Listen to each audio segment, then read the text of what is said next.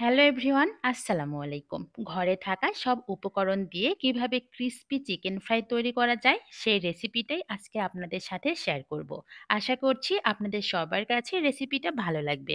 তো চলুন কিভাবে এই মজাদার চিকেন ফ্রাই বানিয়েছি সেটা দেখে নেওয়া যাক। প্রথমে আমি এখানে আধা কেজি পরিমাণ ব্রয়লার মুরগির মাংস রেগুলার কাট করে কেটে নিয়েছি। এরপর ভালো করে ধুয়ে পানি ঝরিয়ে নিয়েছি। অবশ্যই কিন্তু মাংস থেকে পানি ঝরিয়ে নিতে হবে। এরপর এর মধ্যে এখন দিয়ে দিচ্ছি ১ চামচ পেঁয়াজ বাটা, সাথে দিয়ে দিব ১ চামচ আদা বাটা, রসুন বাটা, জিরে বাটা। হাফ চামচ দিয়ে দিচ্ছি লাল মরিচের গুঁড়া। আর দিয়ে দিচ্ছি হাফ চামচ করে হলুদের গুঁড়া, ধনিয়া গুঁড়া আর সাথে দিচ্ছি গরম মসলা গুঁড়া। স্বাদমতো লবণ দিয়ে দিচ্ছি। লাস্টে এখানে দিয়ে দিচ্ছি ১ চামচ সয়া সস। তবে হাতের কাছে যদি সয়া সস না থাকে সেক্ষেত্রে আপনারা ১ চামচ লেবুর রস ব্যবহার করবেন।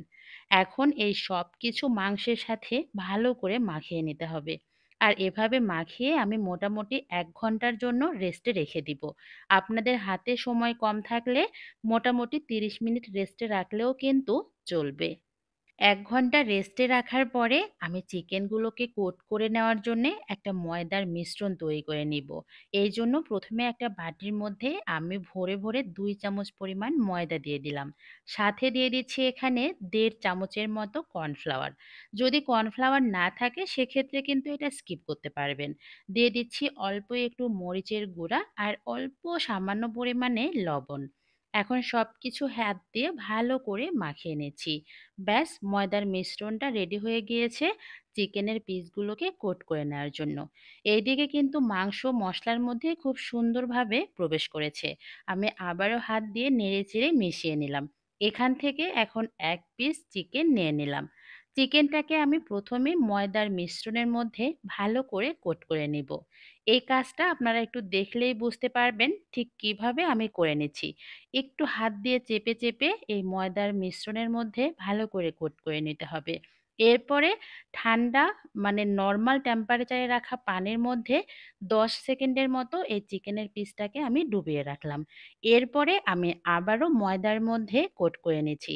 আপনারা যদি লেয়ারটা একটু বেশি করতে চান সেক্ষেত্রে আবারও একই প্রসেসে এভাবে কোট করে নিতে পারেন। তবে আমি কিন্তু ২ বার এভাবে পানির মধ্যে ডুবিয়ে কোট করে নিয়েছি।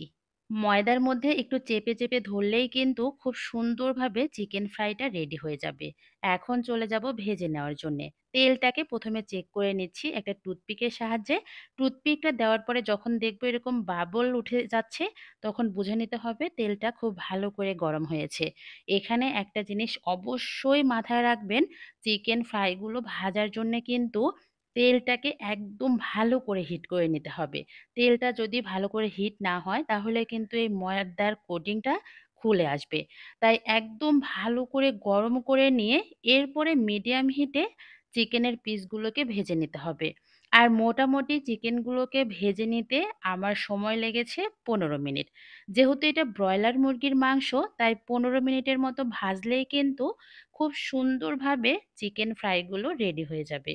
১ম ব্যাচটা আমার ভাজা হয়ে গিয়েছে। আমি দ্বিতীয় ব্যাচটাও কিন্তু সেম প্রসেসে ভেজে নিয়েছি। দেখেছেন কত সহজে তৈরি হয়ে গেল ক্রিসপি চিকেন ফ্রাই। অবশ্যই একদিন এই প্রসেসে তৈরি করে দেখবেন। বাসার ছোট থেকে বড় সবাই অনেক বেশি পছন্দ করবে।